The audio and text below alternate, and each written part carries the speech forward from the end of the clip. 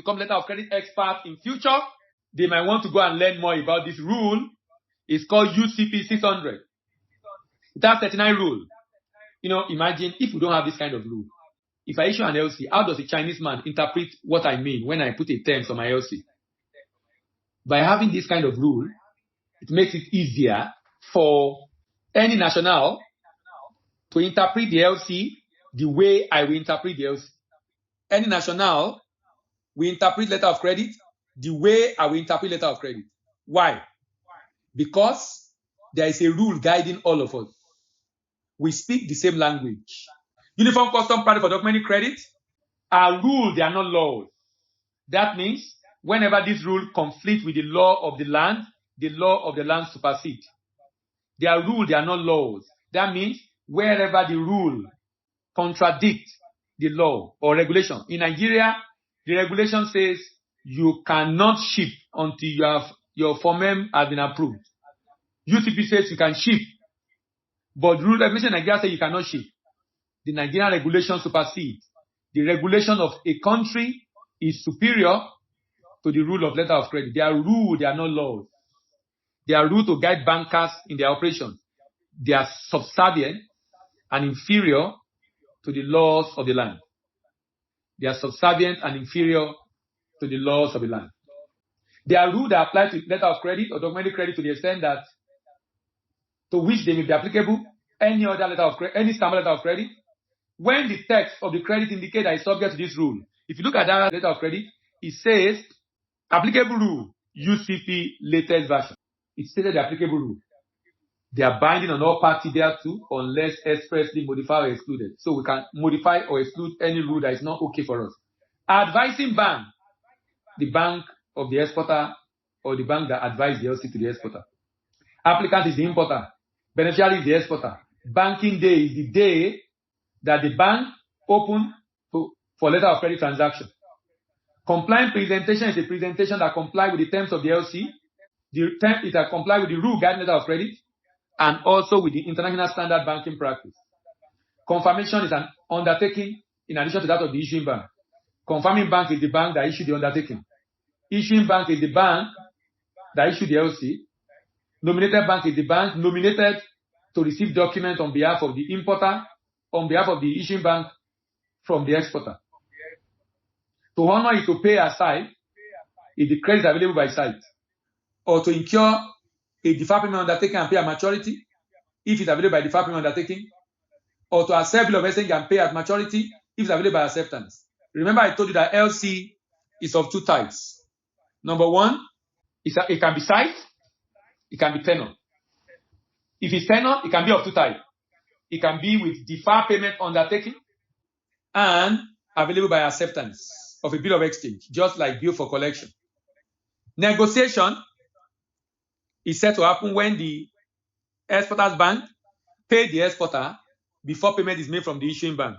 Sometimes the exporter is pressed for funds and there is a guarantee of payment 180 days down the line. He can get his bank to give him money today for that payment due sometimes in future. That act is called negotiation. Presentation is delivering of document, and presenter is the person that delivers the document. The third rule is called interpretation. In this rule, singular word means plural, plural word means singular. So if I say invoice, I also mean invoices. If I say parking list, I also mean parking lists. If I say bank, I also mean banks. Where applicable word is singular means plural and plural means singular. A credit is irrevocable, even if it does not indicate so. What that means is that there is no such thing as irrevocable letter of credit again. There is no such thing as irrevocable letter of credit again. There is no such thing as irrevocable letter of credit again, because all letters of credit are inherently irrevocable. If you issue an LC and you subject it to UCP600, by definition, that letter of credit is inherently irrevocable. A document can be signed in any way. There is no special way to sign any document. There is no special way to sign any document. A document can be signed in any way. A document can be signed in any way. You can stamp it. You can use fastened signature, perforated signature, seal, any symbol. If a document is required to be visaed or certified or legalized, this can be done in any form, through a signature or stamp or label. If you want to describe If you are trying to describe any issue of a document, please be clear on your description. Avoid using first class, nobody is second class. Avoid using well-known, qualified, independent. If you use that, anybody will issue that document apart from the exporter. If you want SGS to issue, state it should be SGS. Be clear on who is issuing what. Unless required to be used in a document, word prompt immediately as soon as possible will be disregarded. Expression on or about when you are using to describe a particular incident mean 5 calendar days, 2 before and 2 after that day. For example, if I say shipment is to be done 10th of January, at about 10th of January, that will be interpreted as the event will occur a 5-day calendar before and 5-day calendar after the day. 5 days before 10th, 5 days after 10th. If I use the word to, until, till, if I use the word to, until, till, to describe the date of shipment. Example, shipment should be made 30 days from January 1. I will include January 1 in my calculation of 30 days. So that means 30 days will be, January 1 will be number 1, then 2 will be January 2nd, like that till I conclude. But if you say before and after, 30 days after January 1, then I'll start counting from January 2nd. But if the word from and after is used to describe maturity, I will not include it.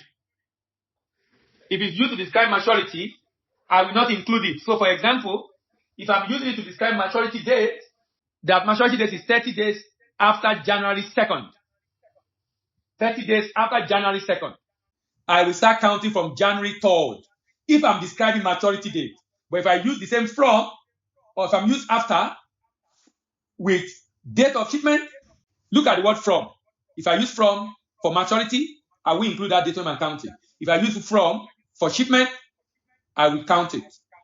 If the statement is shipment should be made first half of the month. First half of the month is 1 to 15. Second half of the month is 16 to the last day of the month, irrespective of whether the month ends 28, 29, 30, or 31st. Beginning of the month, 1 to 10. Middle of the month, 11 to 20. End of the month, 21 to end of the month. What this is basically doing to us is giving us interpretation. Basically saying, if you write something on your LC in India, you write something on your LC in South Korea, you write something on your LC in Brazil, I will interpret it exactly the same way in Nigeria. It's called interpretation. LC make us to speak the same language. This article emphasizes independence principle. A credit by its nature is separate from the contract of sale. It's separate from the contract of sales. So the bank is not concerned about the agreement between the buyer and seller. A bank that undertakes to pay on an LC is not subject to any breach of contract under the agreement between the bank and another bank or between the bank and the importer.